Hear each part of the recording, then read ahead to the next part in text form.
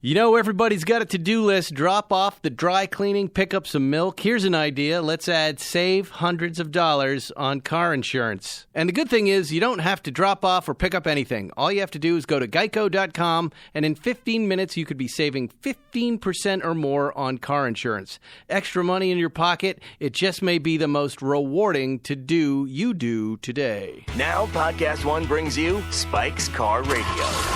A downloadable cars and coffee, hosted by writer, comedian, and automotive enthusiast, Spike Ferriston. Now, here's Spike. Well, that was a real wife move, the way you just dragged that key across the table. Okay, I like how you turn it around, Mr. Trump. It was a real wife move that you looked at me with a gimlet eye and then scolded me. How does she live with you? I understand they expect you to take care of these things. You're like me, but that move... Dragging a key, a painted key, no less, with chalk plastic covers that I installed myself. Hi, everybody. Oh, God. Here we are on Spike's Car Radio. Oh, God. And it's the day after Halloween, and Zuckerman's been up all night. He had, coyotes killing something in his backyard? Well, first it helicopters. Was, West Hollywood, the city holiday. Well, you dressed up for Halloween, right? Of course I did. Why, didn't you? No. What's wrong with you? I'm an adult. But West Hollywood, the most popular holiday of the year in West Hollywood is Halloween, because it's the holiday that appeals to alienated people. It appeals to crazy people. And you, apparently.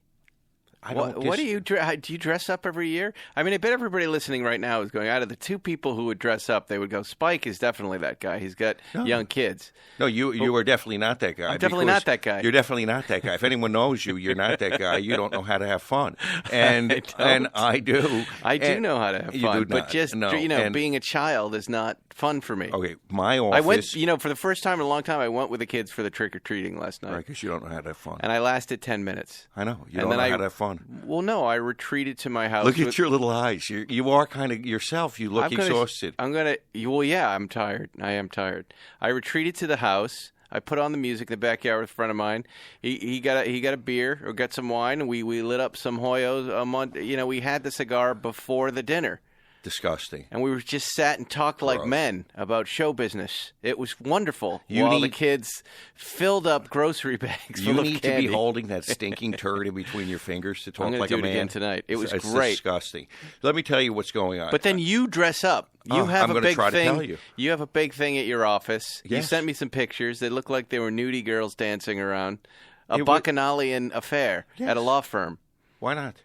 Well... We're personal injury lawyers. We are not button down lawyers. We're banana peel lawyers. We're pirates. We are the pirates of law. That's true. And I have a lot of. I always say that my office is kind of like Misfit Island. It's the land of broken toys. And I collect people. We make a family, and their favorite holiday is Halloween. And I let them go. They really like it. They love it. So, and the only thing I do is I get my face kind of painted like a ghoul. And other than that, that's it. I didn't notice much of a difference. Exactly. Everybody said it suited me.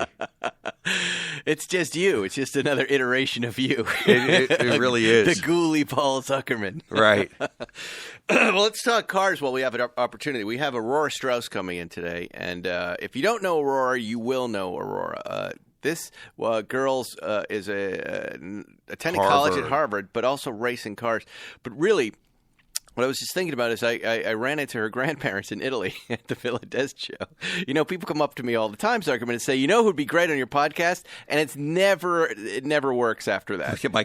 My cousin Jimmy, he knows about Chevys. Yeah, it's I don't know who's going to be on the podcast. All right, we're fine. We're fine with guests. So, someone just this morning on the ride in said, who you had have on? It were 3 people we've already had on. So obviously he's not looking back in the deck. But anyway, this lovely grandma and grandpa from New York City said, our granddaughter races cars. Did they sound like my grandparents would have sounded? My grandson Paul. They're lovely people, Mark and Livia, and, she collects modern art, and he's a cardiologist, and they're smart, and they live in New York. They were wonderful. We really loved hanging out with them. I kept saying to my wife, where are my grandparents like this? This is your 25% Jewish in you that you like the guy, Mark, the cardiologist. He was fantastic. Of course. He collects watches, Lange & Son watches. A lot, he's crazy like I am. But he's also loaded. He's also successful. They're also smart. And again, I was just like, why didn't this happen for us, Zuckerman? Where were these people in our lives? If this happened for us, we wouldn't be here today. We would be happy. We would be well-adjusted. We would not be funny. We would not be striving.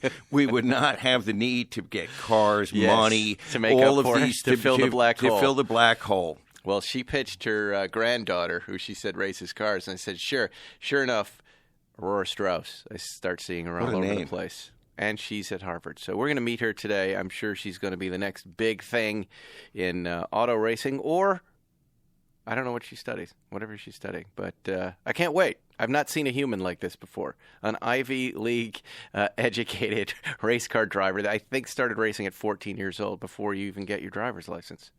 How does it happen? We're going to find out. Anyway. I got to talk to my son about this because his talent is laying on the couch and doing nothing. His secret talent is being tired, doing nothing. Yeah. Jack last night, he built this Gale suit. I think that's how you pronounce it. And it's a military, you have the military fatigues, the camo. Yes. Then there's the stuff that you put leaves and rope on, and so you can really blend into the foliage. Right, you look like kind of like a monster when you start to move. He spent a good part of his week last week building this thing out of stuff in the backyard. How do you say it? I think it's Gale. And it's like highlight. I know, and I have no idea what he was talking about. I'm like, you're building a what? A gay what? A Gale suit. My son's into Gale. That's really a disturbing comment. Well, then when you see it, you're like, this is great. So he was last night on this street blending into the bushes and scaring the crap out of girls. And it was really impressive. It really worked. They could not see him. He was really blended in, and they would scream, and then the dads at the houses would give him extra candy. He cleaned up. It was nice. It was a really fun time. Halloween's great, but I'm exhausted. Let's talk cars, Zuckerman. I know you and I were together. We congregated last weekend in Malibu, and I said, when we get together, we must discuss this. Well, I was not here last weekend. You weren't? You're having an old man moment. It was the weekend before. And okay, 2 weeks ago. Well, what was it? Tell me. Tell me what we had a subject we wanted to talk about. It was something that was annoying us, something we thought was pertinent, something we thought that had to be discussed. And because we have a combined age in excess of 100 years, neither of us can remember. God, it was so important to cars. Yeah. It had nothing to do with the GT3 brakes squeaking loudly because of water vapor or lack thereof in the air, right? It wasn't that. No. It was not GT2 RS related. No. It wasn't this new 993 RS that you just bought related. It wasn't that. It was some driving thing that, whatever. I don't know. We don't drive enough. I want to tell you something. We need to drive more. Well, I went for a drive yesterday, the day before Seinfeld's out here. We got up in the morning and we drove the 959 out and the GT2 RS. And I said, let's just keep going. Let's not stop for coffee. Let's hit Encinal. And he pulled the plug on it. He's like, I gotta shoot. Comedians all day. I'll be in the driver's seat.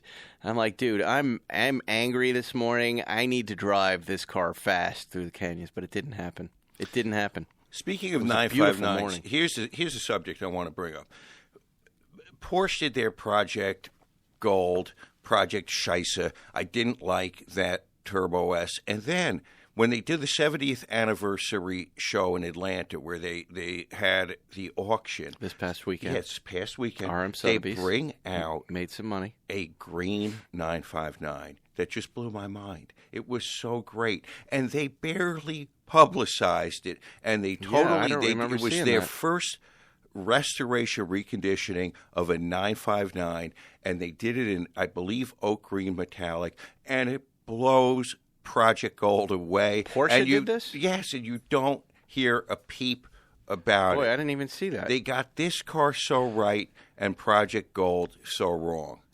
but they did all that publicity on Project Gold, and they do nothing about this car that is mind blowing. This should have been what they did. Well, they had the Paris Dakar. Yeah, that was this was not an auction car. It wasn't. It was not an auction. It was something that Porsche bought out to show the public. And and it was the right move for them to make. And we can Can't talk find it. about Project Gold. In fact, So that car sold for 3.1, right? to a young kid from Dubai. He's 25 years old, and he had stated his intention to fly that car back to Dubai, no matter what the price. And I suppose if you're 25 years old and you flew on your G5 or G7 or whatever G he's up to, and you're flying the car back with you can drive it wherever you want, even Yes. though it's not road legal. Well, you know what I told you? I had heard that they, right before the auction started, Porsche had to fly that car Right. out of the country because they weren't sure it was ever going to get back into this country or any other country, right? Project Fool's Gold. Well, you can't say that. It sold for 3.1 mil, and somebody's got something great. Okay, Would you paint it another color? I would What I would immediately have done, paint it. I would have taken a real 993 Turbo S, like they did with this 959, a real car with a real VIN number, Yeah. and totally redone it. And then you could have sold it to somebody to use. Is it worth 3.1? No. No. I hate to conjure up Matt Farah here, but this is a case where I'm just like, that's not worth anything near that, right? You know what it was worth to me? What? 150. Yeah, I agree. I don't like anything about it. It didn't get me excited. It was in the wrong color. You can't drive it. But it was for charity. Let's go. Did you over find the green car or no? No, I'm looking at some of the auction results now from RM Sotheby's. You know what? RM Sotheby's, by the way, what's wrong? What's wrong? I'm always hot. You're overheated? I'm overheated. Did you eat a lot of candy last night? I don't think no, during the day I did. That's Yeah. another reason I feel crappy. Yeah. No, I know. The sugar buzz. Yep. Yeah. I got into a couple Your eyes are candies last glazed night. over. It's like Mine? It's you really between the cigar and the lack of sleep and the sugar. I've never seen you look like this, Ferriston. Well, this was like a party for me. This is how hard I party now at this age. M&Ms? All right? No. We go back to the house. We smoke cigars before dinner. We go pick up all the kids and everybody. We just pile them into the Land Rover and drive them up the street because the streets are closed now. You can't have cars on the streets where they trick or treat. But it's fun. We pile everybody in, and then we got. I ordered a bunch of Pizzana pizzas that I then reheated and cooked up, and salads and stuff in the backyard. And you just gorge yourself. You gorge yourself. You Now, I want to gorge talk to yourself. You're very big on your health. I want everyone to know that you take care of yourself Yes, better I than try. anybody I know. You are an outlier in your family. Right. You are breaking the mold of the Yes. Ferristons. But you do one thing that I find really shocking. Okay. You smoke those disgusting cigars. I do. And I need and a think- vice. And I think that you need to talk to your doctor, Dr. Ron. I did. About this. And I don't think you should be doing it. He said you'll be fine. The doctor said that. Yeah. He said, you'll be fine.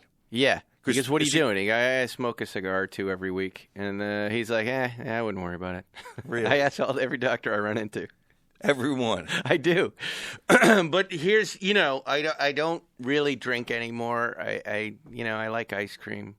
I ice really cream. like to, I don't like being too good. So the cigar kind of takes me into an unhealthy territory and makes me feel a little human and I like doing something wrong. This is you a know what I funny mean? thing that to be if I take that away, then I might go start using You're heroin. funny. You really hit something. The essence of being human to a man is Yeah. to do something self-destructive. Yes. Yeah. That's funny. Well, when a bunch of people are sitting around drinking and you don't really drink, you can have a cigar. It's great. Okay, so And now I like them. Now I really like them. It's also a perfect space of time to sit, and it gives me it's my fidget spinner. It allows me to sit and have a conversation. why don't you get some worry beads? Greek. If I don't have that cigar, I'm probably not going to talk to you longer than 2 minutes. I'm going to walk away. I'm just going to lose interest. But the interest in the cigar will keep me there talking to you. It is hard to talk to people, isn't it? It is. It's very hard. Hard to maintain interest. I wonder Yeah. if people listening have that same difficulty too. Probably anybody who's listening to this has difficulty talking to other people. No, they want us to get back to the cars. So. Okay, so let's talk about cars. Wait, hold on. I've got the RM Sotheby's thing up here, and I'm going over results. First of all, sorry I'm getting these fucking allergy shots, and this is what my mornings are like now. Can you believe this? That Good is Lord. disgusting. All right.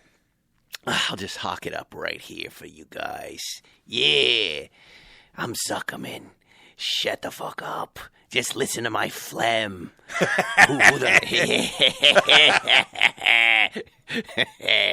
I don't fucking care. Phlegm. Arm Sotheby's does a great job of throwing up the results right after the auction, I right? didn't see it. You can go look, and here we are. They post them up. I'll throw some numbers at you, and you can tell me what you think of these numbers of these cars, all right? Cars we're interested in, cars we like. Let me first say something prefatory about this, and you agree. Prefatory! Yes. Prefatory statement, Ferriston, that this was a kind of a very ballsy thing for RM to do. And I think that they were not so sure it would work. It was a one-mark auction that was going to be at the Porsche Experience Center in Atlanta, which had never had an auction. Yes. And this is a one-off, first time going to a place where nobody's going to be. Right. Get to your point. So people have to understand that this auction could have been a true disaster. True. And I don't think it was. No, I think it did well. It did really well. All right. Well, let's play a little game, Zuckerman. Since you haven't seen the results, I know you've seen some of them because you went back and forth. But I'm going to pick cars that I know you haven't seen. And you tell me, you see if you can guess the market price for these Porsches now. All right? You ready? Right. Here we go. This is going to be fun. We have a new little game here on the podcast. All right. Lot number 165, 1989 Porsche 911 Turbo Coupe. Triple black, 26,000 original miles. So it's got the 5-speed, the G50 gearbox. What did this car sell for? An 89 911 Turbo Coupe. Not more than 150. 196 all in. Wow, so there's life in that market. The triple black is what got everyone excited. Well, and I'll tell you something. That market got really hot up until about 3 years ago. Everyone wanted a turbo without really understanding what 930s are like with the lag, with the weight. It's really a midpoint in evolutionary car. It's almost like a prototype, the whole line.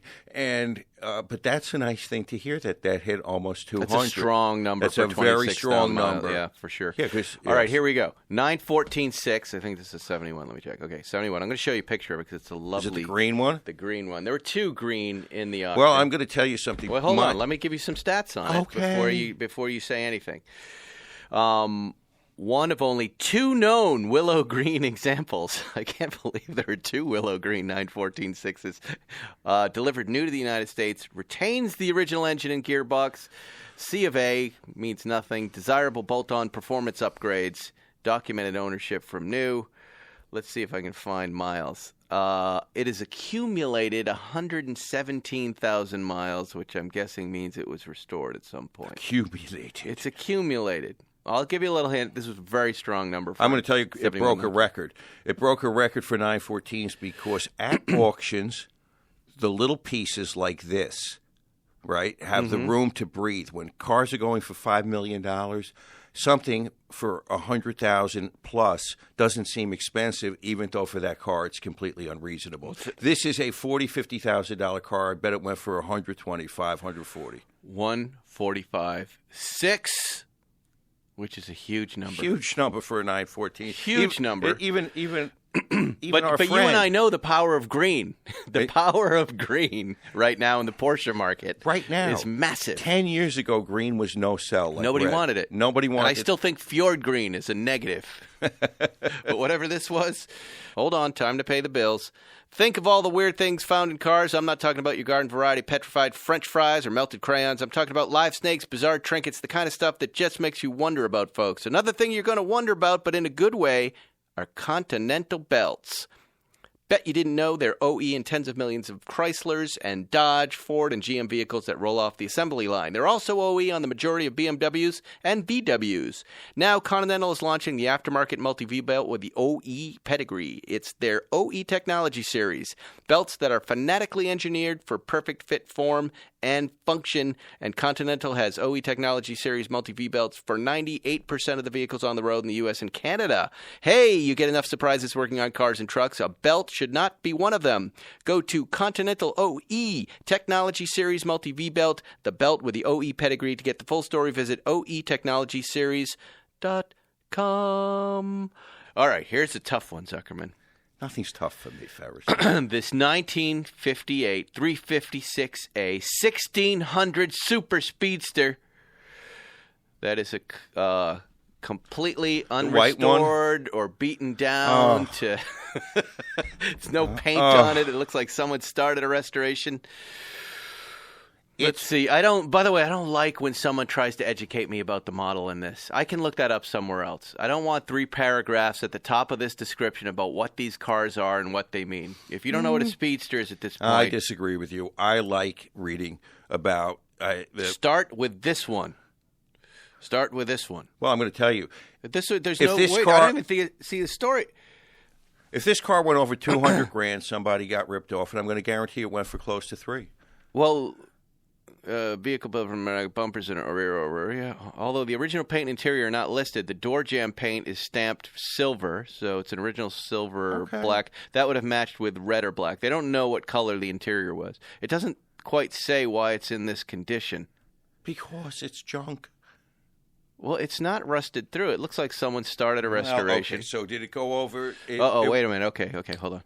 Oh. Okay, let me just read this. 75 horsepower, super, fitted with then fashionable burst extractor exhaust system is said to run. Hydraulic brakes. There's a little bit of a red flag here, Zuckerman. The car's factory-installed coupe seats have been replaced with more sporting speedster buckets. Big deal. Its speedometer odometer head, which would have originally been a U.S. spec, was also replaced.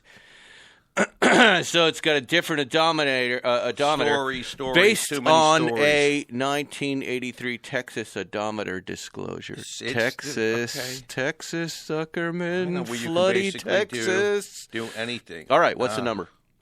But it looks like a car that. Oh wait, here's an interior picture. Okay. Oh, wait, hold on. Fuck. Here, look at the interior shot before you make a guess. Look at the shot of this car, Zuckerman. Look. Like they just pulled it out of the river. Yeah. And look at the shifter knob. Everything on the car is my car had that shifter knob when I bought it, my Speedster. Really? Yeah, that was just something they Sticky did. wood. De rigueur. Just like a safari Speedster. That's what they did back in the days. They put the big wood wooden... like a 917. All right, the number? I'm going to say that somebody paid in the upper twos. $307,500. The Jerry effect. Unbelievable. And so it's the celebration. People are celebrating. You said this is a 56? Yep. So it's an off year. You're going to need, if you want to do it right, it's close to $250,000 to $300,000. It's so to expensive get this. now. So you are in on an off year Speedster, and it is a super, so that's nice. But you have to get a real kind of sort of like the little differences in 56 over a 58. Right. And I don't. So you're just upside down. Just upside down. You are. Yeah. Yeah. Why is it so expensive to restore a Speedster? I mean, I restored mine back in the day. Paint was about $10,000. I painted that car 3 times, $10,000 to $15,000 each time. Well, all right. Well, Spike, I was looking at a photograph of Sunset Boulevard in the '60s, and gas was 30 cents a gallon. All right. And Lot what happened? 179. Lot 179 is a 1996 Porsche 911 993 Carrera RS. Why are you laughing, Mr. Zuckerman? Well, I'm like, why are you laughing? Why are you reading this? Uniquely ordered with a variety of interesting options, delivered new to Germany, recently imported to the U.S., 21,622 KMs, highly original throughout and extensively documented. What is the color of this? What yellow is this? Speed. Speed yellow with speed yellow wheels. You know what number this was because you bought this car, Zuckerman. $390,000 inclusive of applicable buyer's fees. That is correct. Are you looking for people to slice in on this car? Of course. I'm looking for 10 or 12 people to buy each 50%. This would be a great car. What have you, these cars are awesome. Have you driven Jerry's? You've driven Jerry's, right? Yeah. Yes. Spectacular car. Everybody... a lightweight 993. Everyone that has one loves it. Yeah. Not only is it lightweight, the engine is popped a little bit. It is? Yes, it is. It's instead of being 280 horsepower, it's 300, and it's got a different setup, so it revs faster. This car is somewhat unique in that it is yellow. Most of the cars were polar silver, that bluey silver color. This is one of very few speed yellow cars, and you'll notice that it was ordered with a turbo wing, a 993 turbo Oh, wing yeah, look at that. on the back, which was not entirely uncommon. But I like that. What is unusual about, and it's got a smaller front spoiler. What is more unusual about the car is that the gentleman in Germany who ordered it wanted something that was more of a touring. So it does not have sport buckets in it. It's got At the enemy of Zuckerman yeah, is the or sport I should bucket. say the carbon fiber buckets, race Yeah, buckets. yeah. It's got sports seats. It also has AC, and it also has a radio. Wow, what a great car. And Look at that. So they made just over 1,000 of these things. Well, look at that. What a great car that's going to be. And yellow. What do you think of the wheels in yellow, though? We're going to have to see this in person.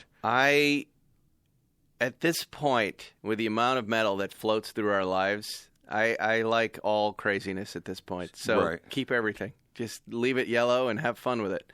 Right. If you want to go at that car and make it your own, I mean, this is what gives the car the personality. Well, just let let it be what it is. Yeah, that's the way it was, the way it was ordered. A guy named Helmut originally took delivery of it, so you got that going for it. Helmut Kowalski, what's his name? Anyway, that's a great car. Congratulations. Thank you. Look at you. Wow, this is really fun. You want to do another car? Do another one. I love this. Let me see if I can find something a little tricky. But it's good that listeners can also get an idea of the market. I think a lot of these prices are inflated just because it's the 70th anniversary. And everybody wants to buy an 70th anniversary car. They want to say, I bought this at the 70th anniversary. I also think that the market has been quiet for a while, and there's a lot of pent-up demand. Right. Well, here's an interesting car. All right. Here's a lot 189 is a 91 964 Turbo. And let me get the right colors on this. Tell me again the year. 1991 Porsche 911 Turbo. Showing 18,400 miles in the special order color of Meteor Gray over Matador red leather. $20,000 in options, including $11,000 of exclusive options, delivered with original sticker, records, books, and tools. That's a beautiful car, Zuckerman. It's understand though. The inside of it looks like the inside of a cow's mouth. Look at that. It's a beautiful exterior. But that's a cattle mouth. I'll have the cattle mouth interior. Yes. Oh boy, that's horrid. And the burl. Look at all the burl. Yeah, the burl is terrible. And I I believe this was a car at one time that had passed through our friend Ray J's hands at RPM Sports Car in Houston. And I think that's I think somebody who was a speculator owned that car and put it on the auction block, hoping that the color and the description would make a win. And I bet that car didn't turn out so well. The exterior is beautiful. I understand that. What a color. Meteor Gray. I agree with you. Go ahead. Give me a number. What do you got? Low to mid hundreds. 210. 210. Wow. I know, it's crazy. Wow. I'm shocked. And I'm really happy to hear this because I like these cars. But in 964s, the turbo to have is the 94, the year that was not supposed to have a turbo, the year that they put the 3.6 in, and the earlier ones are 3.3s. They're not the greatest cars. But I'm going to give them credit. 210's a big number for that car. 85 Paris, 959 Paris Dakar. Porsche, 959 Paris Dakar. Is that the one with the original dirt that we were always making fun of? All right. Apparently this car has sold, they're saying. What do you think the original dirt premium bought? What percentage of the price? Oh, that easily added 18% to the price. Yeah. You want to take your credit card and kind of coke that off the car and put it in a little bottle. And then wait a second, and then would you then rub your finger on the card and then rub your gums? Yeah, you do a line of the original dirt before every drive. You just snort it right. You just made me think. Do you remember Cheech and Chong's Up in Smoke? The girl that does that movie. The Ajax girl. Yeah. God, those guys were great. Can you imagine trying to make that movie right now? Come on, Paris Dakar. That car has floated around us over and over again, right? Right. But we saw it. You think this is a real sale? Yes. Give me a number. I think it went for close to $5 million. 6. And that $6 million. That, my friend, is a number that is so outstanding. So huge. But we talked about with all of the safari car madness, this is the ultimate safari car. Oh, it's the real deal. It's the real deal. Why wouldn't you want it? Yeah. And I think that it really, between what Canop is doing for 959s And what Porsche is now doing with the 959 that they restored, one day we're going to say to ourselves, all those times we could have bought one for $250,000, $300,000, we are schmucks. Yep. These cars are going to be like the 275 Ferraris, just becoming unobtainable. 2008 Porsche 911 GT2. Yellow. 400 to 500. 235. Whoa, how many miles? I would guess a lot. Let's have a look. Not a lot. That was a GT2 or GT2 RS? Not a GT2 RS. Oh, just I'm a GT2, sorry. Yeah. No, okay, so it was one of 194, imported that year, striking speed yellow, only 2,800 miles. Wow, what a great was the number? Car. 235. Okay, that's a good number. That's a solid no, that's number a solid number. I yeah. thought you said RS. No, I know. There was an RS, but it was red that sold for 90. 538. 911 GT2 RS 2011. Yeah.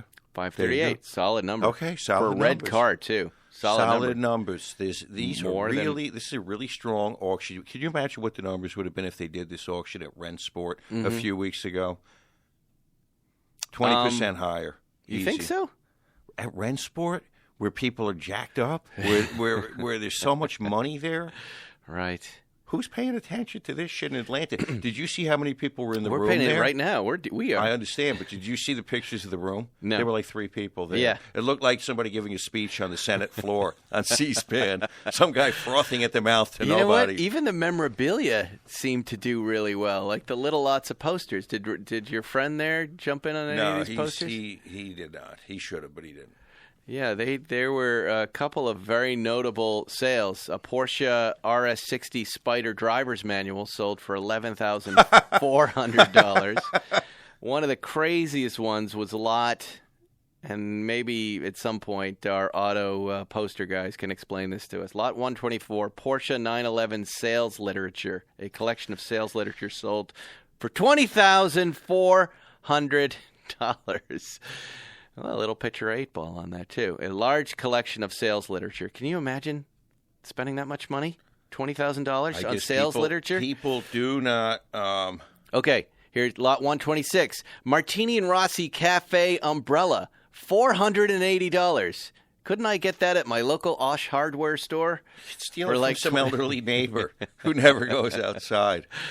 And then lots of racing posters. Those were cool. There were big batches of posters, like 10 or 20 posters you could have picked up from the 80s for $3,600. That seems all right and kind of rightly priced.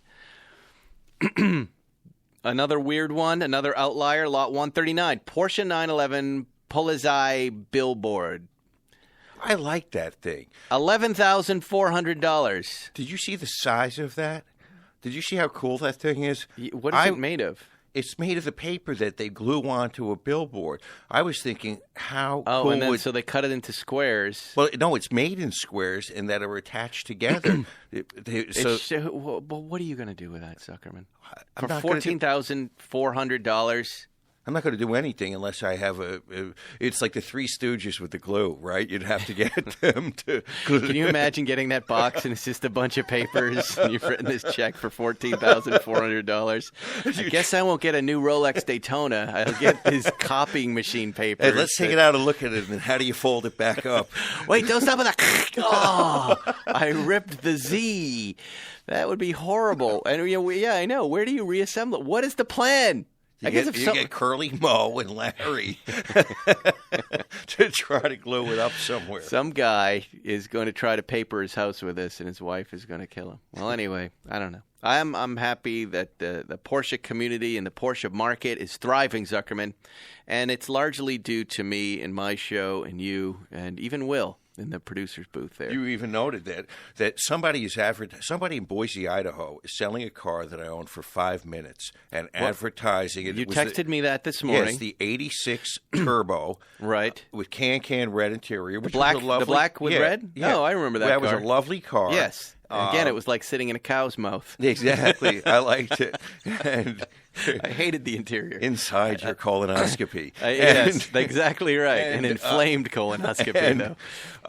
And they're advertising it as owned at one time by noted collector Paul Zuckerman, Associate of so-and-so. Jerry Seinfeld. Associate. Why was that important? I don't even know. He's a known associate of Vinny Goomba. Dr. Vinny Boombots. Who would be the least impressive associate in your life to be associated with? That's an actual associate. That it would just matter not in the least. Judd Nelson, known associate of Judd Nelson. Former neighbor of Judd Nelson. Who used to talk to bushes late at night. Late at night. Oh, fantastic. And I'm laughing at I didn't know that making associating a car to two Jewish fellows in Idaho was such a great sales pitch up there. Yeah. Yeah, it's not our nation, it's the Aryan nation. There's some very nice people up in Idaho. I go sure. there all the time. You do? Coeur d'Alene, yes. Yeah. I just wear a different nose. That's all. Anyway, we'll be back with more Spike's Car Radio and Aurora Straus after this. Let's talk about AMSOIL. You know why I like AMSOIL? Because they're a bunch of car people. They're gearheads. They're into all kinds of power sports, and basically they get it. Recently, AMSOIL created the guide to increasing horsepower in your vehicle. It has insider tips from some of the best in the business on coaxing more power out of your engine. You can get your free copy at amsoil.com/spike. While there, find out more about AMSOIL synthetic motor oil 2, like how AMSOIL Signature Series synthetic motor oil delivers 75% more engine protection against horsepower loss and wear than required by a leading industry standard. Go to amsoil.com/spike to get your free insider's guide to increasing your horsepower. You're listening to Spike's Car Radio. Anyway, welcome back, Spike's Car Radio. We're here with Aurora Straus. Yay. Aurora, so nice to have you on the show. Now, Yeah. do you know the entire history of why you're here?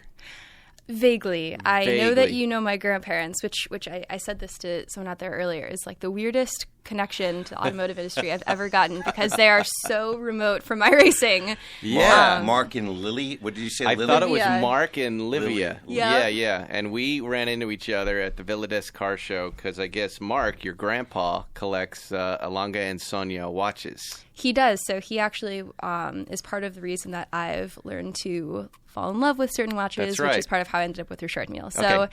vague, like kind of third degree connection there, but Right. I never expected them to actually refer me to someone. Cardiologists love TikToks and beats. It's a very watch collecting. Oh, is a that's interesting. Cardiologist Yeah. hobby. Yeah. No, it's hoarding. He wouldn't tell me. He wouldn't tell me how many watches he had. How many watches? Have you seen his collection of watches? I haven't. He probably has at least a dozen, if I had to They guess. seem, by the way, they seem like great grandparents. They're awesome. Yeah, they're awesome. My entire family is amazing. I spent Zuckerman a lot of time the last couple of days talking about my grandparents for one reason or another because I'm in an art history class. Oh, right. And they also collect art. Yes, they do. I love Modern them. art. They're really weird, right? So I've grown up with contemporary art. Yeah. In my house, in their house, and we basically judge like whether where we should live based on like how many blank walls there are for them to put art up. Right. So, and Grandma has her own art museum, right? yes, she runs an art museum in Peekskill, New York. That's right. Yeah. Zuckerman, What this kind is of people? What kind of people are we associated with now, Ferriston? What do you mean? Well, to hear about this, my parents bought art if it matched the couch.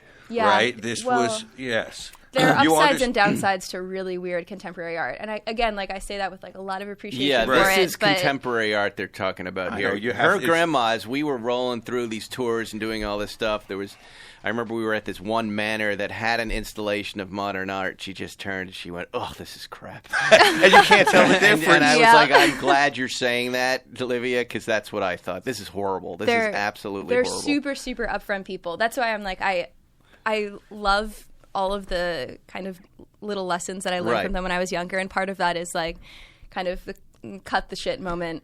Just be authentic. Say what you think. I've grown up with like a lot of the reason I'm super aggressive in the racing world is because I grew up with a family that like constantly interrupted each other and was really aggressive, really straightforward. Well, so when we were talking, they first talked about their son, right? That's my dad. That's your dad, Yep. he goes, he's running some kind of racetrack in New York City or outside of New York. And I'm like, what does that mean? Well, hold on. Now we're on a subject I want to talk about. Yep. He's running a racetrack, and that turns out to be with a little place outside of between Connecticut and New York there. What's that Not little private Watkins track? Glen, but I don't.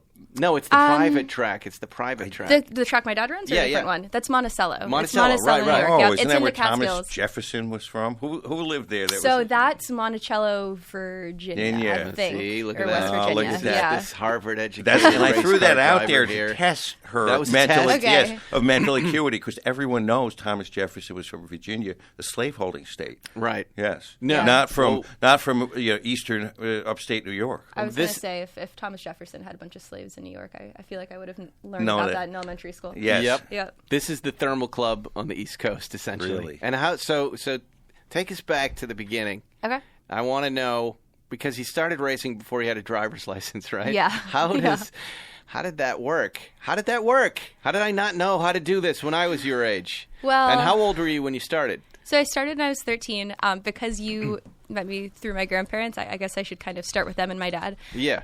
My family and I actually lived in California, in San Francisco, up Okay. until I was about 5 or 6, and we moved to New York so my dad could kind of go in on a business project with my grandfather.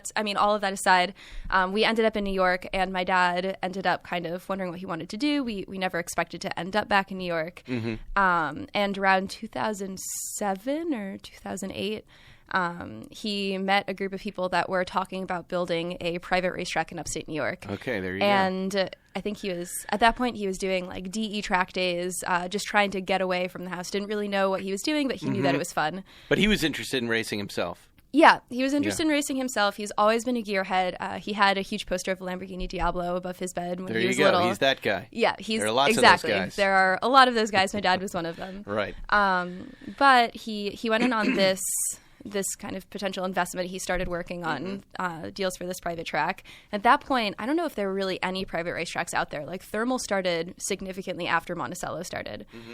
So it was a really new type of business plan. People were unsure about it. It was a very new idea, very new yeah, concept. super new. People were really unsure it was going to succeed. Right. And So it's like the a cherry golf on club. top of that. Yeah, A lot of people listening don't even know that this exists, but this is Okay. like the country club of racing. It's instead of golfing, you go there, you're a member, and you race cars. I describe it as a driving range, but Yeah. of a different sort. Yeah, But it's great. I really love these places because it's far more relaxing. Like I like to sit down and have a nice cup of coffee and a little biscuit and have and sit in the shade. Biscuit. I'm past. You know when we went to the Thermal Club? I didn't go, remember? Oh, you weren't there. I've You've never been to Thermal, but I've heard it's really nice. Yeah, But they take care of you, and racing is crazy. It makes you feel crazy. I don't want to be beat up anymore. I want to relax between the laps, and it actually helps. It's nice. Yeah. Anyway, it's a great idea, but it was a hard sell. I remember they had a hard sell. it was they opened basically right in the middle of the recession, which Right. wasn't ideal, right? Nope. But luckily, it's thriving now. I actually, speaking of the being relaxed, they have a private chef there now. Things are crazy. It's a 4.2-mile racetrack. They have I think they just opened up a new 4.2 museum. miles. Yeah. 4.2 miles. That's yep. nice. It's really You can get going. It's a solid track too. Like it's a real driver's track. To the point where it can be potentially scary sometimes, but in a good way. So wait, so you're a kid. You're how old? And you say to Dad, "Hey, I want to get in one of these cars and go around the track." Sort of, yep. So I was 13. You weren't racing karts or doing anything like I that? have never been in a really quick go-kart ever in my life. Right. So I went a really unconventional route because my dad didn't really know that much about the racing industry or the driving industry in general when he just kind of went full throttle forward with this idea. And then, like I said, it struggled for a couple of years, but when it picked up, it really picked up. There are now a million, other potential projects out there trying to basically be Monticello Motor Club in other states. And when I was 13, I was doing summer stock. So I was doing musical theater 5 minutes away from... play? Sorry? What play? Do you remember? Legally was it Frozen? Blonde. I know. Legally Frozen Blonde? wasn't out yet. I was in Legally Blonde, except I so looked really funny. young. Like I was Yeah, 13 and I looked like I was 9 or 10. So I also played Flounder in a junior version of The Little Mermaid. Flounder. Because they needed someone small enough. Now, see, So- that looks right for you. That looks like what you should be doing. That Yeah, could be a like great Flounder and the nickname Little for Mermaid. your Like racing you should career. be. Here Flounder. comes Flounder around turn I hope 3. not. So how do you go from that summer stock flounder. What is the moment where you go, you know what, I'm going to pivot here and get in cars? It was pretty much an accident. It was an accident. What's So the I accident? had the Little Mermaid shows at 8 a.m. Yeah. because they were kid shows. And then I had Legally Blonde at 8 p.m. And I was 5 minutes away from the racetrack. So Right. You had time. I ended up sitting at the track, kind of twiddling my thumbs, making Coke floats for all the employees there. So I really Right. I had a lot of time on my hands, and it was the middle of summer between I think 7th and 8th grade. Mm-hmm. And one day, Stephen McLear, one of the instructors there, had like a last minute cancellation, and my dad and I had talked a while ago about my potentially learning like safe defensive driving skills and sliding skills That in the makes future, sense. just so I'd be safer on public roads, which I still I'm a super strong advocate for. But he basically said like, all right, Steven's here, you're here, why not do this a little bit early? But do you And even know how to drive a car at that point? at that point, I'd never been in a car before in my entire life. Never in a car. So I got into a So your first experience is a race car. yes. That's In amazing. driving. Yes. That's Wow, amazing. That's really Yeah, cool. it's again like super Mine was a unconventional, and I lawnmower. stumbled into it. Yeah, Mine was a ride-on lawnmower, and then a go-kart. really? You did go karting? No, Briggs and Stratton go-karts. Okay. Sears Yeah. and Roebuck. Things that were go-karts. made in Still fun, garages. though. Yeah. That ripped Those are your the scalp best kind. off. And stunk, and you got gas all over it. Yeah. You learn a lot from No, they those. were known for catching long hair and tearing your Right. scalp Oh, off. yeah. That's what they were known for. So you get in a race car, you're going around the track. Yeah, how does this happen? Is Yeah, this- what kind of car is it? First of all, So it's an old Mazda Miata. Nice. I should say I was not even remotely good enough to get on track the first couple of days. I was a Right. really slow learner. I will still publicly say this. I didn't have the natural bug for it. Right. I loved it, but I had to kind of teach myself the skills Mm-hmm. versus some people just get into karts or cars and you can tell it's in their blood. They just Right. have it. I didn't so much. I had to teach it to myself. I almost ran into Steven's rental car. So we bonded over his screaming and pulling the e-brake.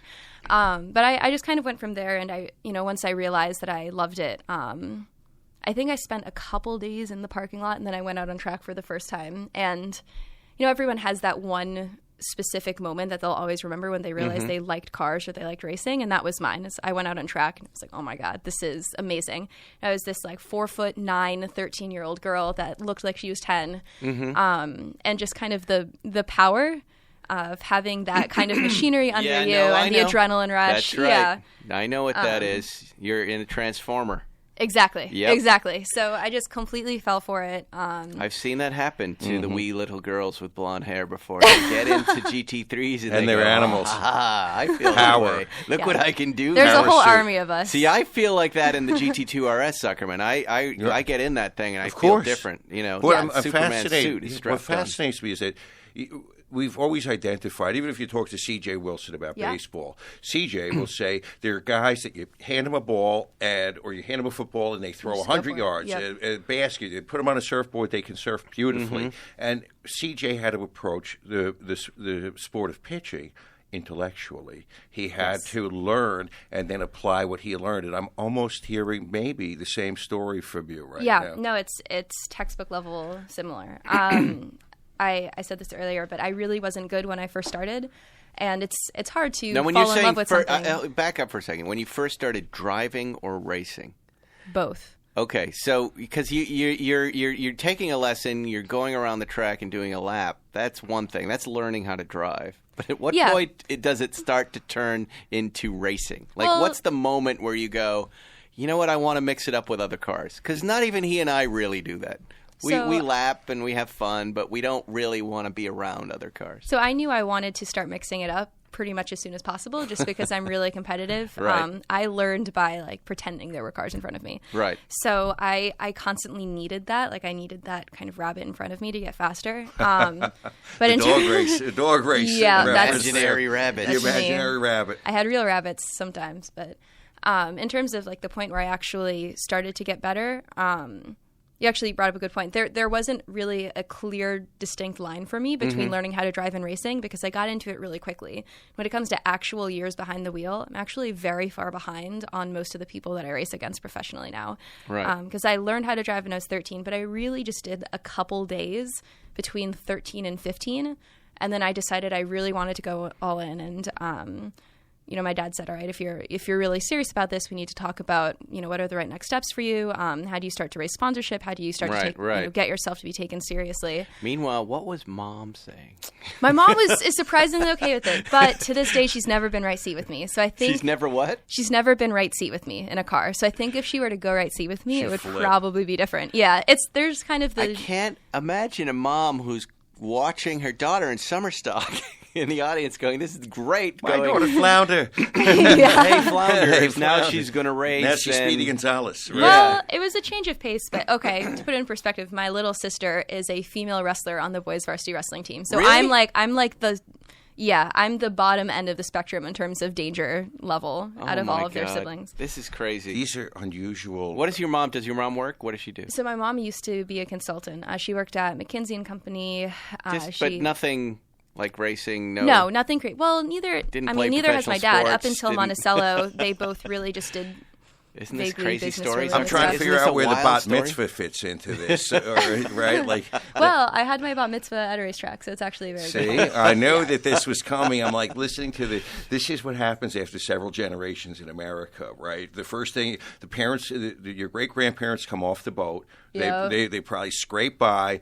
Then granddad becomes a cardiologist, becomes successful. Dad becomes a businessman, and then the next generation becomes wrestlers and drivers. Yeah, wrestlers and racers. Yeah, it's just turn into Southern. Just turn into That's a crazy white story. trash. None of this makes sense. This I all actually seems think like about a that dream. a lot. It's like I if love my this. great grandfather could see me now. It's like his dream was to create a future for his family where they could successfully go to colleges like Harvard. So in that sense, I am checking that box. But also, race car driver is so the opposite of anything that they would potentially condone. Did racing help you get into Harvard? Was that good on the application to go, hey, I do this? Actually, I did mention it, so I'm sure that it helped. I'm not going to lie about that one. But you have to be the only one applying to Harvard as a professional racer. There can't be any other ones. Yeah, that's true. There's no other ones. Most Come on. professional racers don't necessarily apply to colleges, or they don't want to go full time because, to be fair, it is actually like a huge obsticle to your career. And right.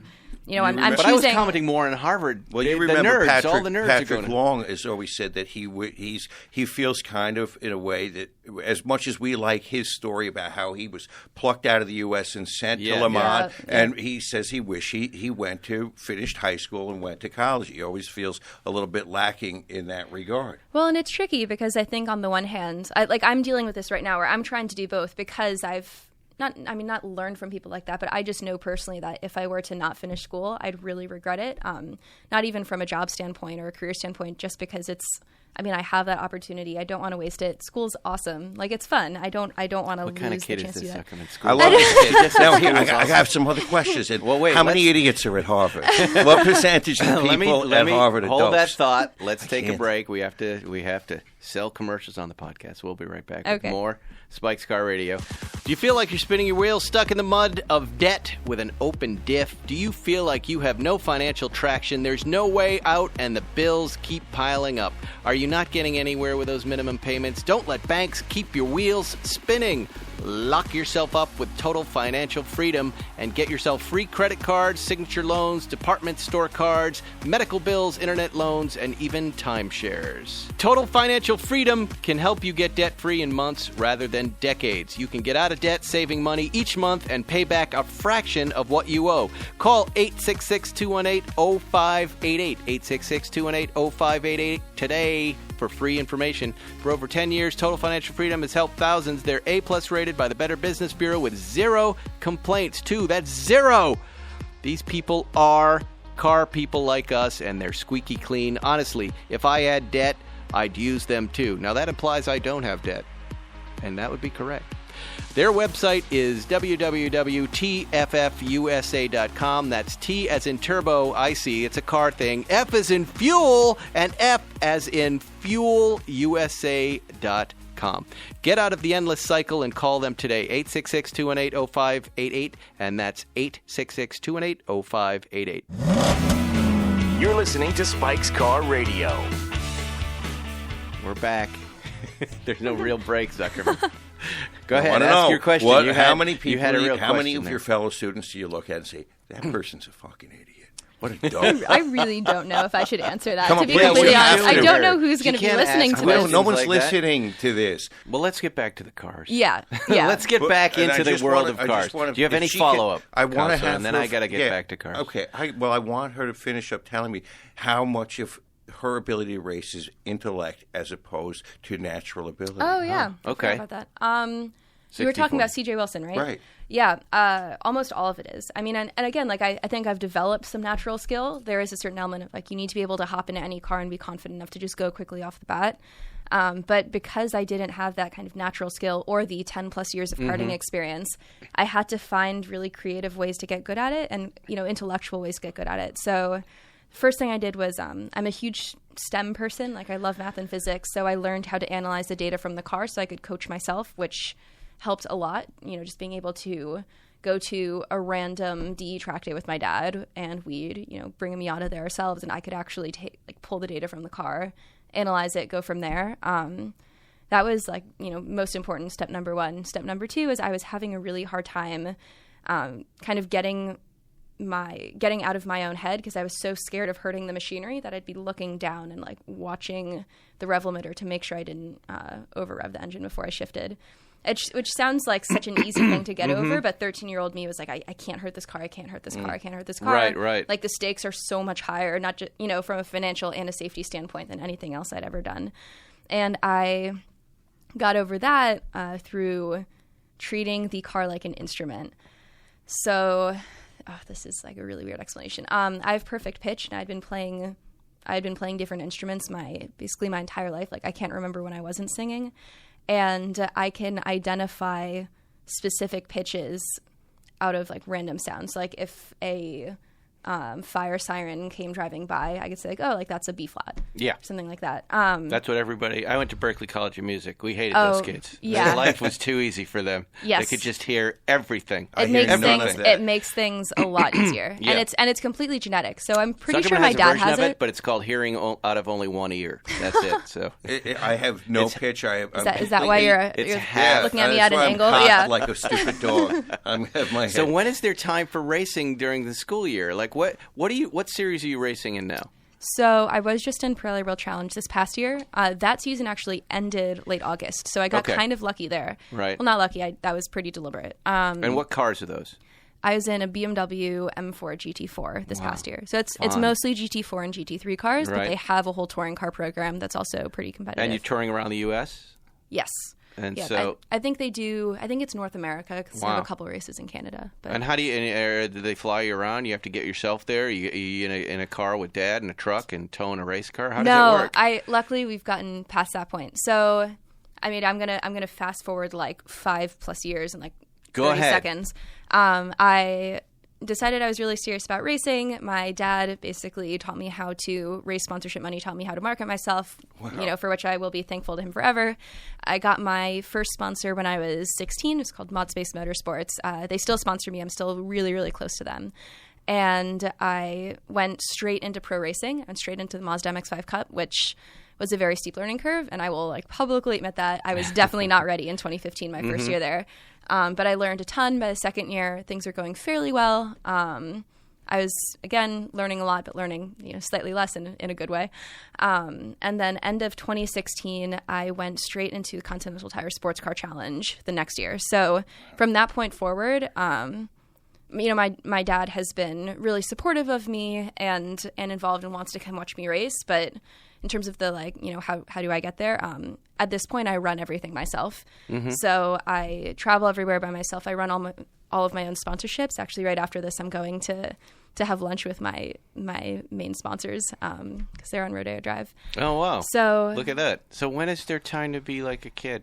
I mean, what happens? I can't imagine guys are. I would be so intimidated by you. I'd be like, you have my life. I'm supposed to be the cool person. I'm supposed to be doing the cool stuff and racing and impressing you, and you know what I mean? Are you talking about from a guy standpoint? Yeah, or just in general. When is there time? I'm not hearing any time and then Saturday nights we go smoke cigarettes, play pool, and drink beer. And okay, and well, I'm not publicly going to admit to doing any of that. He's not going to admit it. You know what I mean? Are guys intimidated by you? I I think it depends. They're Don't you think, Zuckerman? Wouldn't Not you- if they're Superman. Not if they have perfect I mean, if they're pitch, comfortable- and if they can drive, and they can throw a javelin 800 yards, and then they go, "Hey, we'll make super babies, right? Let's hang out." I race babies. cars. Oh I've my got my own God. sponsors. I can figure the computer out. Yeah. No. Wow. Perfect pitch. Yeah. Wow. I mean, actually you thought about that. I'm like, if I ever end up married to someone who's like as or more aggressive than I am, just in terms of like personality, I'd be baby- scared of my own children. Take over the Who world. are your heroes? Who are your racing heroes? Like, do you look at a Danica Patrick and go, "I want to be on that trajectory and Or have Schumacher. her career," or do you look at like, "I'd like to be like Danica Patrick, who also cures cancer"? Closer She to that. races No, and- closer to that. So Yeah, like, I or will I actually wanna- say like Danica Patrick is a huge role model for me. Right. But not necessarily in the racing sense or in the marketing Right. sense. I just think that, I mean, she got involved in racing when it was much more of a man's world than it is even now. And I can't imagine the amount of stigma that she was facing. And she started when she was 15 or 16 and actually did really well. But the thing I'm most impressed by, over all of that is like she just quit racing. She's basically, she's retired. She's doing her own thing. She started this wine company. She's kind of like, she's just like working out a lot. She's all over the place. But within a few years of IndyCar and NASCAR, she was hanging out mid to back of the pack just because why not? And she made more money than probably everyone else in the top 10 combined just because she was smart and she used her marketing assets to her advantage and knew exactly what she wanted. And now she can do whatever she big wants. And again, money it's like out I don't there, know if Zuckerman. I don't know if I'd go the specific route that she went. Like I don't know if I'd go into NASCAR. I don't know if I would be I don't know if I'd have the same, brand or marketing play that she had. Well, But I think nothing's stopping you, Aurora. Strauss's brain. Yeah. We like the way Strauss is thinking. Strauss. well, you There's met no my stopping grandparents. this girl, right, Strauss. Zuckerman? I mean, it's No. like whatever she Not wants w- to do, but not someone who thinks with the kind of acuity and clarity that she exhibits here. right. She's I would beyond imagine the two one of us these, put are together. you even I'm represented? not beyond are the two you of you put represented by a together. talent agency? I mean, I would imagine No. any number of agents who I know are listening to this podcast are going to Okay, be looking no, you up actually, right away going, Wait, I'm that's gonna a really package good you. point. Shameless self-promotion here. I'm not currently represented by anyone. Oh, that's and easy. Ferris did. I know exactly who to put you in. She's going to be with CAA by the end of the week. Well, you will. yeah, I mean, maybe. But a few weeks ago, I kind of had this realization that like I took a year off of school. I don't know Right. if my grandparents Shame on mentioned you. that. That's the Yeah, most well, rela- that's you the should most be relatable packing thing. 4 years into there 5 was a for lot sure. of there was a lot of the shame on me thing in terms No. of gap year from You know what? not the Bullshit on grandparents that. you met, but I've definitely You tell had it. extended family members be like, you're not even going to be a Harvard college dropout. Like, what's wrong with you? I'm like, I'm going to make it at some God. point. I'll Can be you do fine. that at Harvard? Can you take that little? Of course. Yeah. You they can don't care take once you're- As long you as can you take want. unlimited amounts of time off at Harvard. Really? Because I mean, I don't know if this is totally the reason why, but this is like my projected idea of it. I think they just want to be able to claim you as a Harvard student. Right. So if I wanted to take 3 years off starting next year just to race and then come back to undergrad when I'm like 25, I could do that. I would like to see you matriculating at 2030. Yeah. So that's another thing. It's kind of self-regulating because I'm like, if I don't want to graduate college older than like 23 or 24. Right. I just don't. And right now I'm going to graduate at 23. If I push it any further back than that, I'm not sure how I'd feel about like being an undergrad. I want this Strauss. She's no flounder. I want Strauss to come and analyze the data of my life and put together a pro. I bet she Put could. it- Zuckerman, the I put- 1, you gotta 3, stay 5 away year from this plan. girl. I don't want you within 500 feet of this young woman. This young woman has potential. You stay away from her. A true, yes. Where do you want to end up? Where would it be Formula One? Like, what would be a dream scenario for you?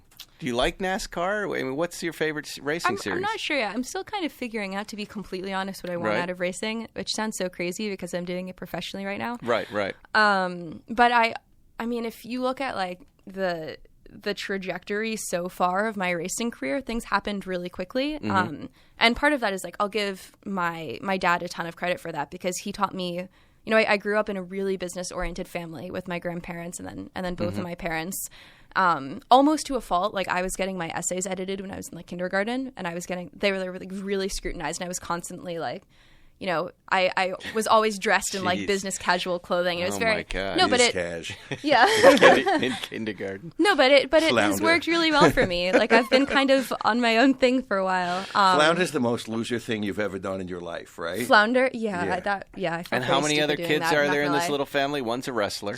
One's a wrestler. That's my little sister. How good is she? And she's good. Could she tie him in knots? Yes. Probably. Easily. Good. Probably. You see, she just looked at you, Yeah. just dismissed your manhood. look at- Probably. I'm fine with It's not dismissive of your manhood. Yes, it's it just is. elevating my sister. No, Look it's at how dismissive of his gleeful My he sister is. is pretty strong. Dismiss his manhood. She could knock me over And pretty there's quickly, nobody too. else? It's just those Nope, two? I have a little brother too, so he's And the how old is youngest he? one. He is 13. And what is Poor he kid. doing right now? What's he doing? He's He's an like- astronaut. He's hanging out. He's and a professional baseball player.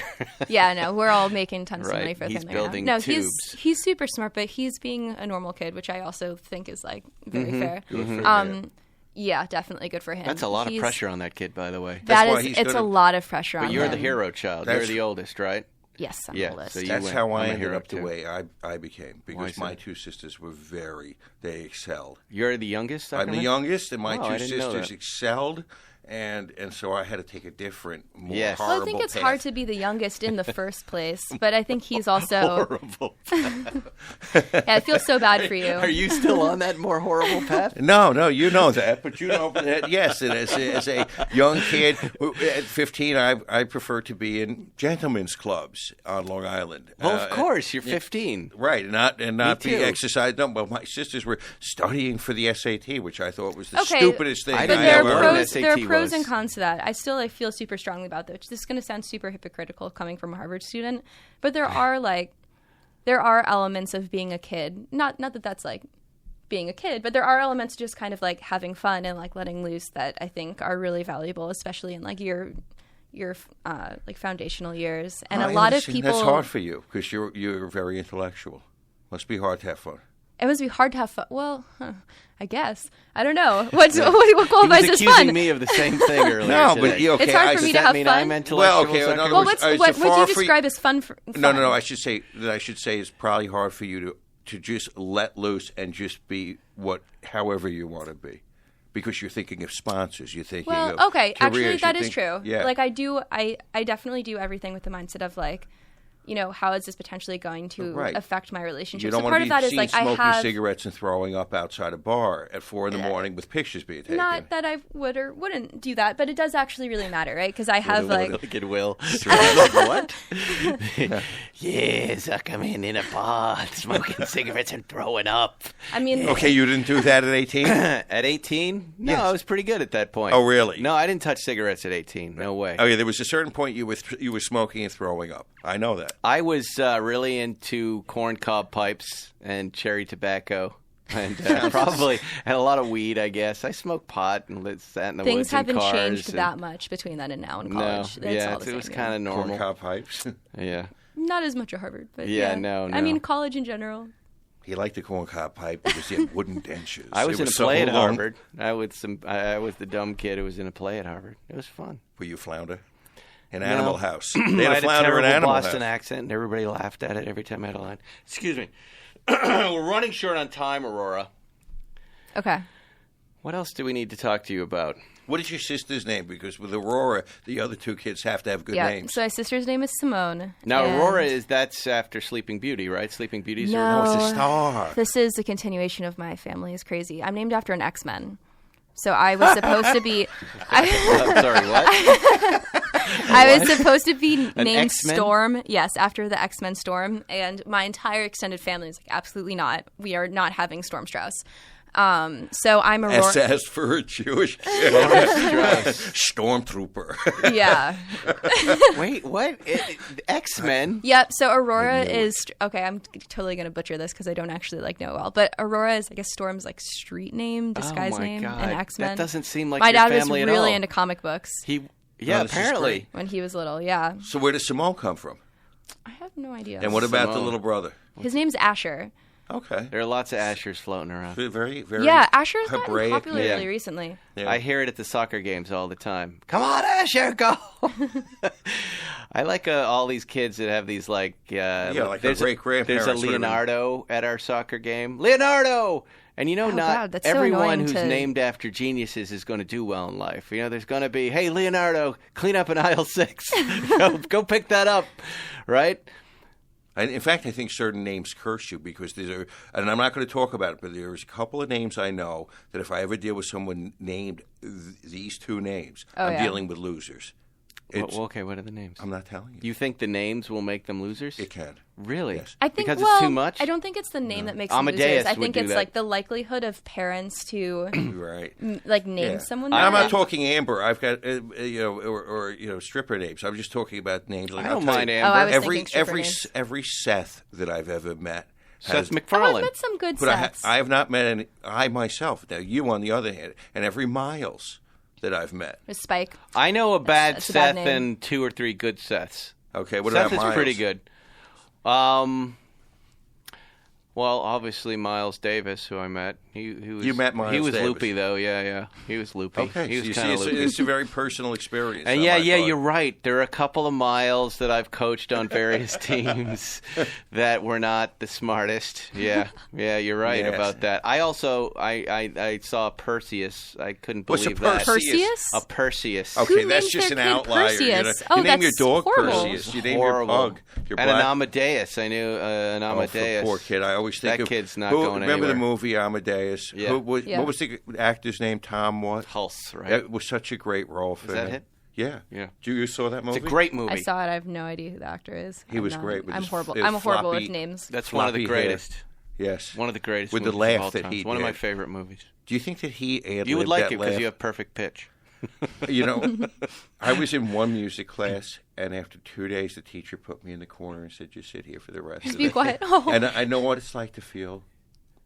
I guess you can't use the R word, but mentally challenged. And all of the things, everything came easily in music. I have no doubt that you feel that way, Zuckerman. I have- We all see that you are mentally challenged, except for one area. Okay, but the everyone, law. money. everyone Making has money in the something that they're law. just horrible at no matter what. And so music, I was always looked at the people who could hear, talk about. I have no ability to know what note, what pitch, Yeah. what key, whatever. I think music is genetic in a way that a lot of skills kind of aren't. Like, I'm convinced that, so perfect pitch is genetic, so I'm convinced my dad has it, and Yeah, he just doesn't yeah. really know it. But like, he taught himself how to play the Moonlight Sonata when he was Oh my younger. God. Okay. And it's one of those, like, I just That's hear him hard. playing it, and then he doesn't know how to play the piano. He doesn't know what notes he's playing.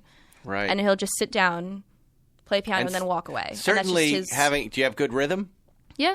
So then rhythm is Driving. coordination, I've noticed, too. I noticed with my boys, if you've got rhythm, you tend to have coordination, and then you tend to be good at racing. It all You'd be surprised works at how. together. So theoretically, I should be very I should have great coordination, right? Because I race, I do Mm-hmm. music. I can't hit a ball or throw a ball somewhere for That's my life. baseball. And well, That's that's different. the thing that Right. no matter what, everyone has something that they're Girl just throw. horrible at. That is my I Your mean, girl throw, kind your of. Achilles heel. That's my Achilles heel. What is I car just- What car do you dream of? What car do I dream of? You want to have a collection Yeah. of cars? What's your favorite car? Can we make you a Porsche Okay. person? We'd love to have you in our little I club am a of Porsche Porsches. person. I raced a Cayman through 2017. It was awesome. Oh, yeah? That thing actually really, I miss it in a lot of ways because I'm very attached to sounds of cars. Like that's Right. kind of part of why I fell in love with it. Perfect pitch, lady. Yeah, it all kind of comes together. So what other exhausts have you heard that make your perfect pitch tingle? That you like? Very Aston Martin exciting. Vantage. I love that car. I really like The lower. Cayman? Right. No, Rumbles. not in the Cayman. The Aston Martin Vantage. The Oh, the Cayman. Vantage. The Cayman I also love. Right. But the You Vantage like, is a you really like V8s. You yes. like I like American. lower American muscle. Yeah. Yeah. Wow. Oh, what a chick, huh? Everything. She's sure. from Harvard. She's a chick. Yeah. Yeah. She races. She She's races. She perfect likes pitch. muscle cars. We're not even talking about the writing. She likes to write. Yeah. She's writing for the Harvard Crimson. Yeah. Do you cover what's going on in the world in the Harvard Crimson? I cover very uninteresting things because I'm a freshman. Oh, But and so eventually- do you pitch them stories, or do they come to you and pitch stories? Usually they'll have a whole list of stories that are available for the week, and then it's first come first serve. So I have an Oh, alarm fun. set for 12:30 a.m. on Sunday night when they send them out, and then How I do you try have to get the time ones for I all this want. stuff? We I have don't to even introduce her understand. to that famous or infamous journalist that works for me. Who's that? Well, Oh, yeah, that guy. yeah. Or David Corn, who Yeah. I just met the other day. Be nice to me. Wait, actually, I forgot to finish this. Shameless self-promotion. All right, finish it, and then we have to Okay, go. SSP. awesome. Shamelessly self-promote, Okay. because we've SSP. arrived SSP. at the time Yep. for SSP, we self-promotion. love it. Okay, What do you got? I do not have an agent or a manager. I am currently I'm gonna help you playing with that. around with getting one just because Get her, Ferriston. That's easy. Do it. we Make it can happen. deal. I mean, it sounds Bibbidi easy, bobbidi boo. but Get it home. this is totally new territory for me. Like, I just kind You of got don't it. You'll have it wired in a know week. what I'm Bibbidi doing. bobbidi boo. We got an agent for you. All Just right. like that. Sounds That's good. my I'm Disney. just not. I'm not That's going my to pitch Disney. it then. I'm just going to let It's you pitch. guys. What do if you you it. tell pitch- me what you're interested in doing and how they can help you? Because unless Okay. you have a vision for them, they will run roughshod all over Yep. you. Yes, You got what are you scumbags. looking to That do? is true. So- Race, media, television, movies, writing, So, music. I'm mostly focused on it's two things: racing, and I'm working on building a nonprofit called Girls with Drive right now. But They're not going to help you with that. I know. Well, I need to build it myself, but Right. I can build it But you myself wanna if I have you money to wanna- build it. You want to go down the Brand. road. All I need is money. You want to go down the road of a Danica Patrick, let's say, as far as branding, and then do your own thing with that. Yes, I'm looking for basically. I run all of my own sponsorship stuff right now, and a couple weeks ago, I was at an unnamed party with a bunch of marketing specialists from an unnamed company. Right. And Lots there's of also blow. something very valuable about being, semi-sober when everyone else in the room is Right. completely wasted. Yep. And one know of the and one of their marketing directors came up to me and said, just so you know, like I know that you pitched us on, X in-kind sponsorship a couple weeks ago, and don't take this the wrong way. And it has nothing to do with the fact that you are a woman or the fact that you're young, but because you are so experienced and this isn't your area of expertise, you undervalue yourself the moment you walk into a room without someone else, which I think is actually very true.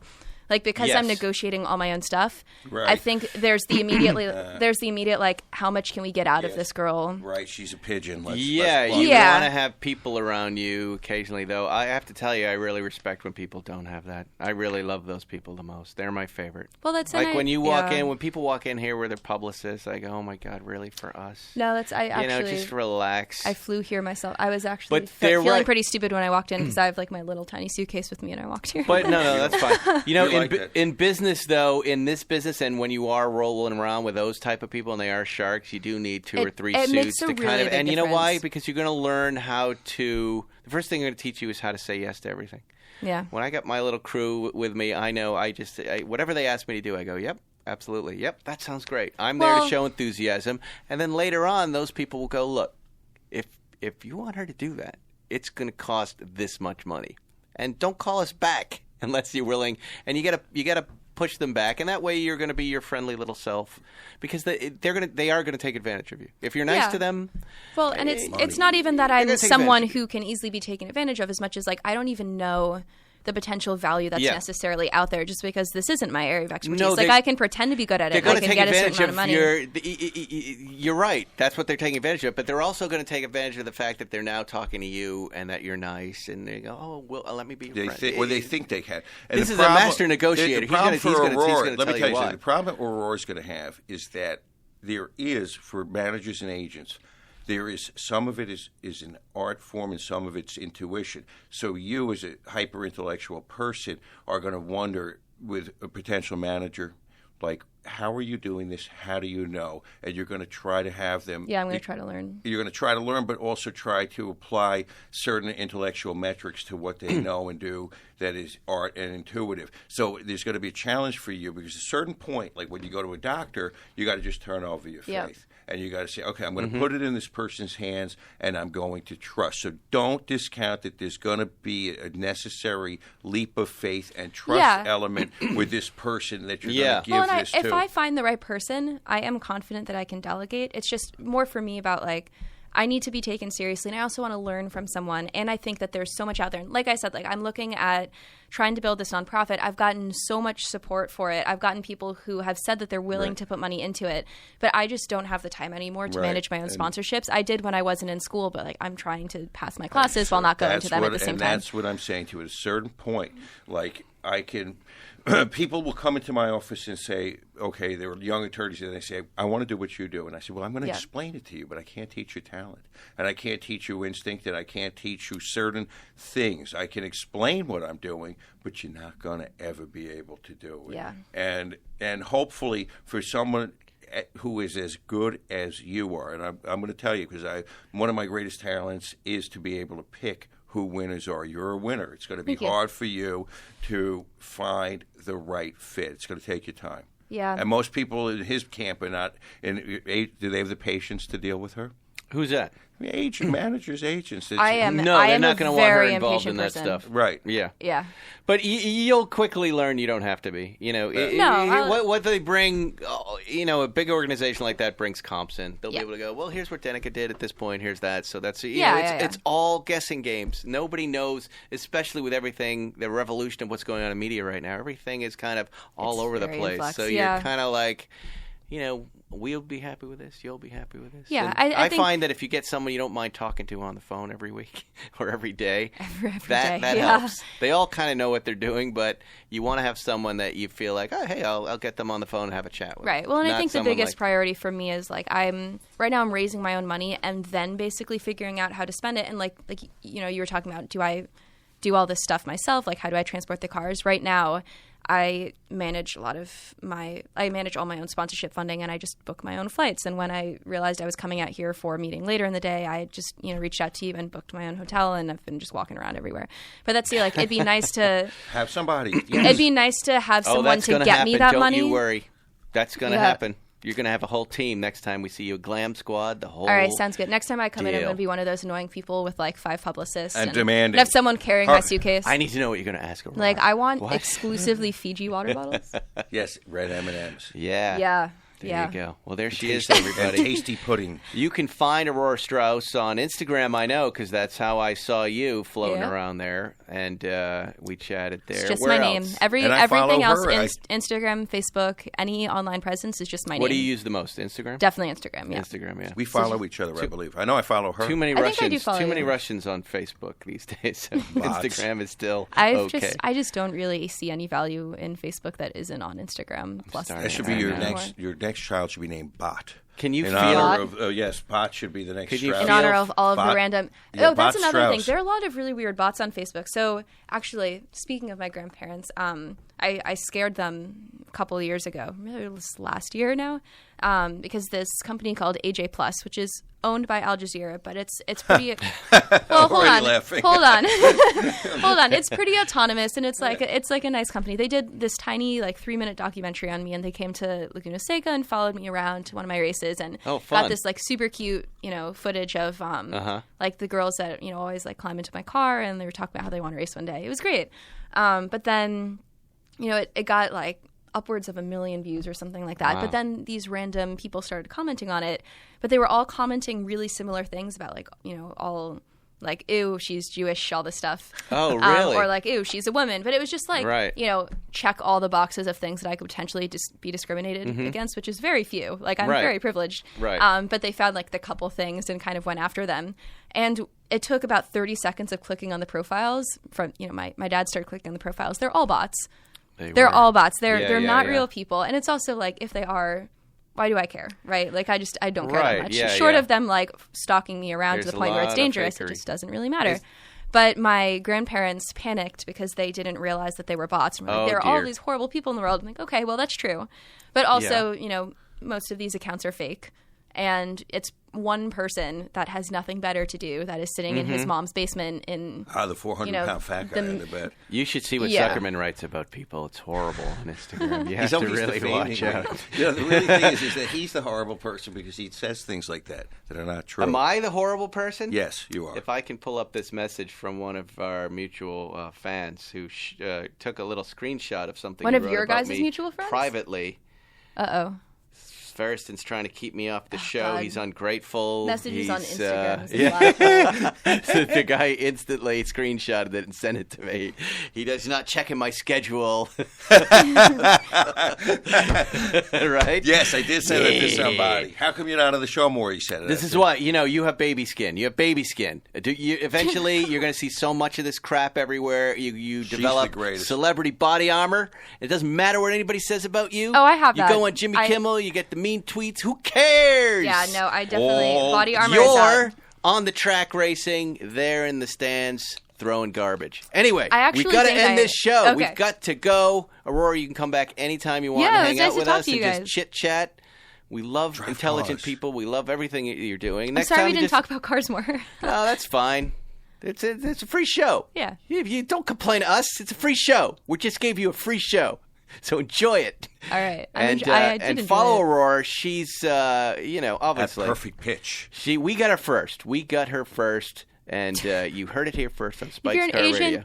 direct message me. Oh, don't No. be desperate. Don't be desperate. All right. And- I'm not and- desperate. No, you I'll don't see wanna if do I that. want you. How about that? I'm gonna talk to my friends today, and Okay. we'll see what we can do for you. And Zuckerman, do you have anything you'd like to say before we go? If you've been in an accident, you were a loved one, and you've been injured, call Carpenter Zuckerman. This is and the only Rowley. advertising he does. You know, he's got a huge car collection of beautiful cars, and he gets those cars from the money he makes, not just his clients, but himself. Wow. Yeah. I get the money. He gets the money. The money. The money. We were supposed to launch some money shirts and hats, too, That and was I forgot it. all about we it. were going to talk about that. I'm losing track of stuff at this I'll buy point. one I'm if you too guys make busy. them. I'm too We're busy, all- but now I'm inspired by Aurora. I want to try and do it all. I'm going to try to do it all. Too late, Ferris. Just make like a T-shirt with my face on it, but like just my Too- face cut out.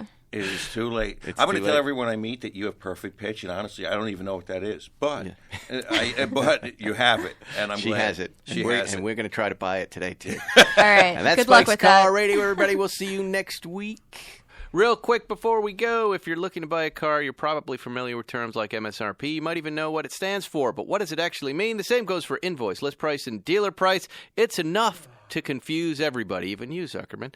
All you're looking for is a price that actually means something. Introducing True Price from True Car. Now you can know exactly what you'll pay for the car you want, including fees and accessories, before you even get to the dealership. True Car dealers will show you the true price on cars like the one you want, all from the comfort of your home. And how do you know if your true price is a great price? Because True Car shows you what other people paid for the same car you want. And your certified dealers know this, so they set their true price competitively so they can win your business. So when you're ready to buy a new or used car, visit True Car to enjoy a more confident car buying experience. Some features not available in all states. Thanks for listening to Spike's Car Radio. Download new episodes every Wednesday on the Podcast One app or subscribe now at Apple Podcasts or PodcastOne.com.